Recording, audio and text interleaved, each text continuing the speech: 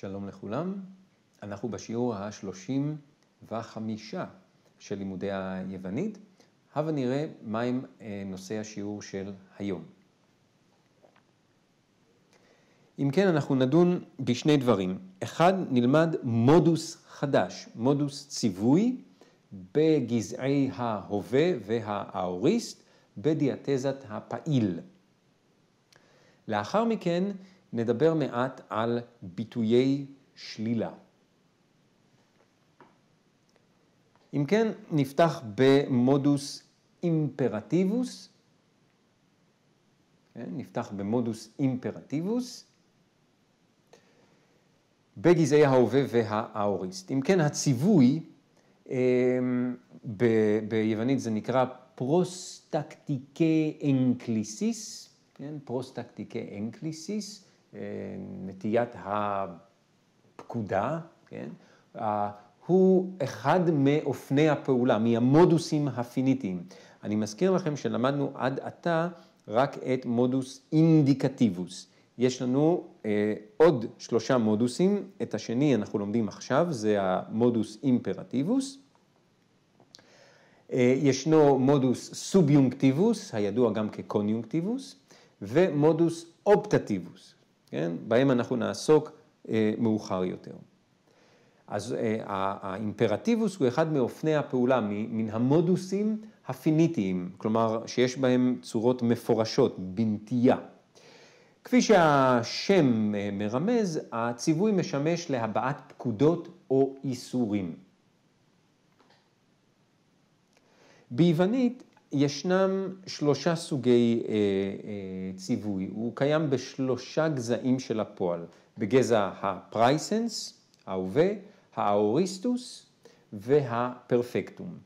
אבל ציווי פרפקטי הוא די נדיר, אנחנו לא נדבר עליו עכשיו.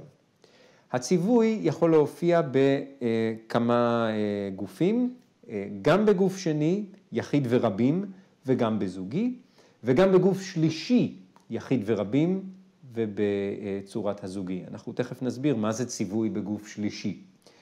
אם אני רוצה להביע עידוד או זירוז בגוף ראשון, אני אשתמש במודוס אחר, אותו מודוס שעדיין לא למדנו, הסוביונקטיבוס, הידוע גם כקוניונקטיבוס. ההבדל בין ציווי הווה לציווי האוריסט הוא הבדל באספקט של הפעולה.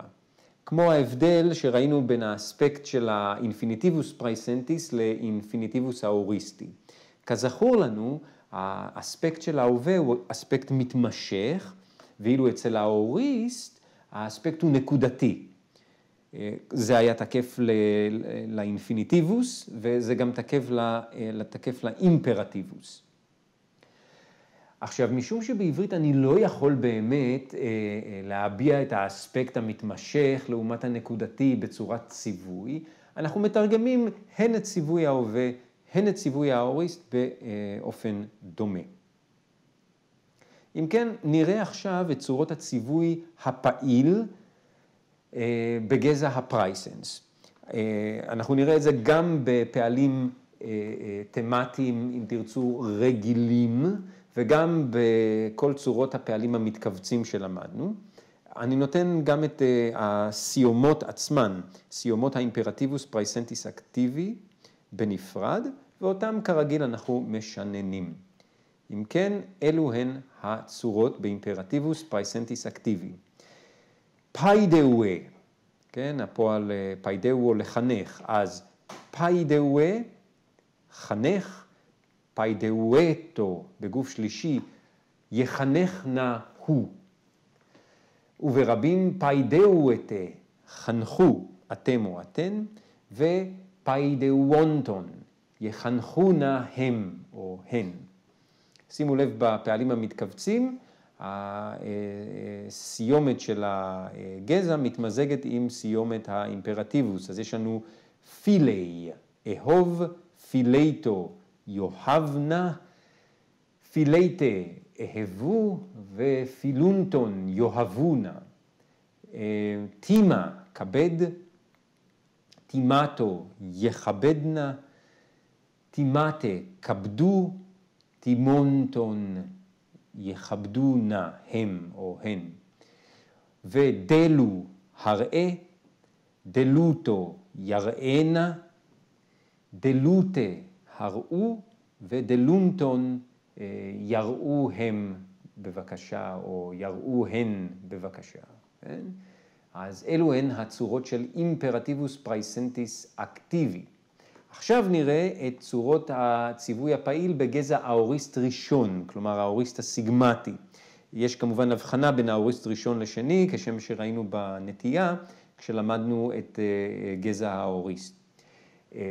סיומות האימפרטיבוס האוריסטי אקטיבי, תכף תינתנה גם בנפרד, בלוח, וגם אותן אנחנו צריכים ללמוד.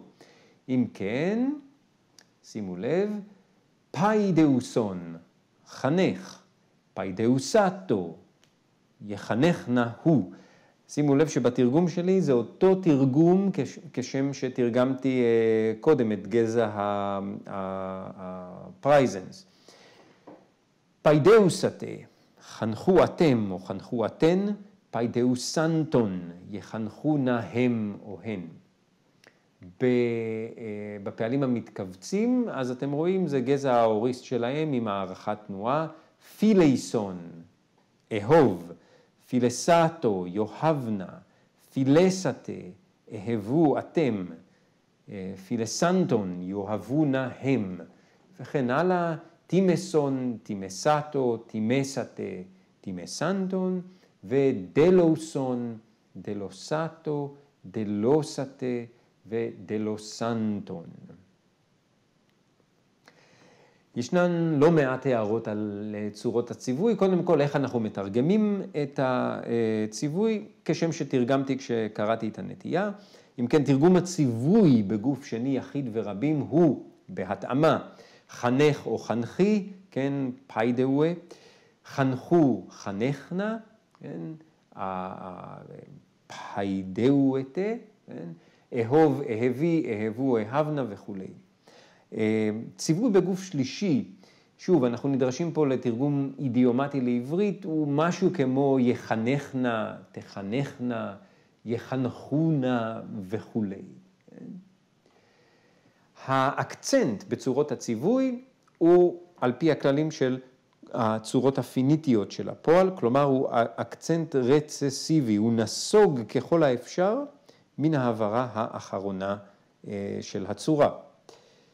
צורת הציווי של גוף שני רבים בהווה, זהה לצורת הווה אינדיקטיבי בגוף הזה, כלומר פיידאותה, זה יכול להיות או אתם מחנכים, או פיידאותה חנכו באימפרטיבוס, בציווי. שימו לב שבאוריסט, בצורת הציווי, לא מופיע האוגמנט. לא מופיע האוגמנט, האוגמנט הוא יימצא רק בצורות הפיניטיות של מודוס אינדיקטיבוס. האוגמנט הוא מאפיין של צורות אינדיקטיביות. במודוסים אחרים לא נפגוש את האוגמנט. דבר נוסף, בציווי האוריסט שני, כי אם אתם זוכרים, הטבלה הראתה רק את האוריסט הסיגמטי, האוריסט החלש, האוריסט הראשון, האוריסט החזק, האוריסט השני, משום שהוא מבוסס על גזע שונה, הסיומות זהות לסיומות ההווה. אבל אנחנו יודעים שזה לא אימפרטיבוס פרייסנטיס, משום שהגזע הוא האוריסטי. כך למשל בפועל ליפו, לעזוב, אנחנו יודעים שלליפו יש האוריסט שני, זה ליפו אליפון, כלומר גזע האוריסט ליפ, ולכן ציווי האוריסט שני יהיה ליפה, עזוב, ליפטו, יעזוב נא הוא, ליפתה, עזבו אתם, וליפונטון, יעזבו נא הם. שימו לב שאמרנו שהטעם, האקצנט באימפרטיבוס הוא אקצנט רצסיבי. אבל כמובן חייבים להיות יוצאים מן הכלל. אז ישנם 5 פעלים, והם דווקא פעלים נפוצים, שלהם יש האוריסט שני, ואנחנו מתאימים את ההברה האחרונה בציווי האוריסט בגוף שני יחיד. אלו הם הפעלים. לבה, כלומר מלמבנו יש לנו לבה, כן? לבה, כך, הצורות הן כמובן בגוף שני יחיד, לבה, אידה, ראה, מן הפועל הוראו, לראות, האורה, מן הפועל האוריסקו, למצוא, אז מצא, אלתה, בו, מן הפועל ארחומאי, אלתה, ואיפה, מן הפועל לגו, לומר. אז אתם רואים, אלו פעלים מאוד נפוצים, מאוד בסיסיים, שצורת האימפרטיבוס האוריסטי שלהם, שהיא מבוססת על גזע האוריסט שני, מותאמת באופן חריג על האולטימה. יש לנו איפה, אלתה, האורה, אידה ולבה. עם זאת, בצורות המורכבות של הפעלים האלה, הטעם הוא רצסיבי כרגיל. למשל, יש את הפועל אפ-ארחומאי, כן? אפ-ארחומאי, ששוב, משמעותו גם ללכת או לרחוק, אז הטעם בצורת הציווי הוא אפ-אלתה, לא אפלתה, כי אם אפלתה. מאנה למבנו, שפירושו להשיב, כן, או לקחת לעצמך, פועל מורכב של למבנו, אז הצורה הפשוטה הייתה לבה, לא. כאן ענה לבה. בשלילת הציווי, כלומר בהבעת איסור, אנחנו משתמשים במילת השלילה מה. אז אנחנו כבר פוגשים כאן למעשה שימוש שני של מילת השלילה מה במקום הוא. מה משמשת לשלילת הציווי. יש לנו למשל בדוגמה הזאת, מה זתי תעדונתה. אל תבקש את הבלתי אפשרי. מה פיסטאותה טויס פונרויס. אל תבטחו ברשעים. עם זאת, שימו לב, לא נהוג לשלול צורת ציווי בגזע האוריסט. אם אתם רואים כאן, זהו ציווי פרייזנטי, וגם זהו ציווי פרייזנטי. לא נהוג לשלול ציווי בגזע האוריסט. לפיכך, אם אני רוצה להביע איסור באספקט של גזע האוריסט, אנחנו עושים את זה על ידי מודוס סוביונקטיבוס, או קוניונקטיבוס, של הגזע האוריסטי, אבל מכיוון שלא למדנו את זה עדיין, לא נרחיב על זה כאן, נלמד זאת בהמשך. צורות הציווי של הפועל אימי, להיות, שהוא כרגיל פועל יוצא מן הכלל, אז יש לנו איסתי, היה או היי, אסטו, גוף שלישי יחיד, יהנה או תהנה, אסתה, גוף שני רבים, היו או היינה, ואסטון או אונטון, גוף שלישי רבים, יהיונה. עוד פועל מיוחד הוא הפועל איכו. צורת הציווי האוריסטי הפעיל בגוף שני יחיד של איכו, וגם בצורות המורכבות שלו, היא דווקא סחס. כן? וכן, למשל, בצורות המורכבות, פרסחס, מהפועל פרחו לספק. אנחנו גם נראה את זה בפעלים אחרים, שהסיומת סיגמה בציווי האוריסט גוף שני יחיד, היא תימצא שמה. היא אופיינית גם לכמה פעלים אחרים, שגזע האוריסט שלהם הוא חד-עברתי. עם זאת, בצורות המורכבות הללו, אנחנו יכולים לפגוש לפעמים גם את הנטייה הרגילה, כלומר לא פרסחס, אלא למשל פרסחה, או אפיסחה, מן הפועל אפאחו, להושיט או לתקוף. עכשיו, כשתחילית הפועל, הפרייברביום, כן, כמו כאן, בפרסחה, אז פרה, ובאפיסחה, כן, אז אפי, אז כאשר הפרייברביום, תחילית הפועל, היא מילת יחס בת שתי הברות. הטעם, האקצנט בצורה לא נסוג מעבר להברה השנייה של מילת היחס. כלומר, אתם רואים כאן אפיסחס, פרסחס, למרות שלפי הכללים שהטעם בצורות פועליות הוא רצסיבי, ויכולנו כביכול לומר פה אפיסחס, פרסחס, כן? זה לא נהוג. הכלל הוא שכשהפרייברביום הוא מילת יחס בעלת שתי הברות, האקצנט תמיד על העברה השנייה שלה. הוא לא יכול למעשה לסגת מעבר לעברה הזאת. כלומר, הטעם הוא בפיין אולטימה, אפילו שהאולטימה קצרה. והערה אחרונה, ישנן צורות ציווי שיש להן משמעות אידיומטית. למשל, הפועל חיירה, חיירתה, ביחיד וברבים, גוף שני, משמעותו שלום או היה שלום, כן, להתראות, וזה מגיע מן הפועל חיירו לשמוח. כך גם הצורות אגה, אגתה או פרה, פרה, פרתה, המשמעות שלהם היא קדימה, בואו ו, או בואו ו, כן, כשאני רוצה להביע עידוד או זירוז. נעבור עכשיו לנושא השני שלנו, והוא ביטויי שלילה. כפי שכבר ראינו ממש עכשיו, ישנן ביוונית שתי מילות שלילה, והפירוש שלהן מן הסתם הוא לא. המילים האלה הן או ומה. השימושים שלהן נבדלים אלה מאלה. ראינו שאו משמשת לשלילת משפטי חיווי, כן? והיא גם מופיעה עם פעלים באינדיקטיבוס. מה לעומת זאת היא מילת השלילה לאינפיניטיבוס, אבל, עוד נסביר את זה בהמשך, לא בדיבור עקיף. וכן את האימפרטיבוס.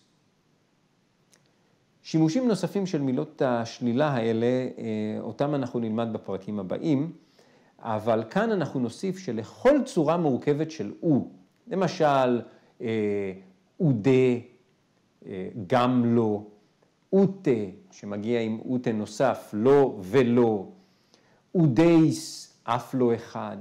אז לכל צורה מורכבת כזאת, ישנה צורה תואמת עם מה. זאת אומרת, הצורות המקבילות עם מה, למה שכרגע ראינו, הם מדה, מייטה ומדייס. צורה זו משמשת במבנים הדורשים שלילה, כמובן עם מה. אנחנו נראה דוגמה. אוט אסתיי אוטה פיני, הוא אינו אוכל ואינו שותה. זהו משפט חיווי, ויש פה שימוש בצורת השלילה המורכבת, אוטה, אוטה, לא ולא. אבל אם אני רוצה לומר לא לאכול ולא לשתות, ואני משתמש באינפיניטיבוס, מילת השלילה לאינפיניטיבוס היא מה, וכאן יש את הצורה המורכבת, מתסתיין, מתפינין.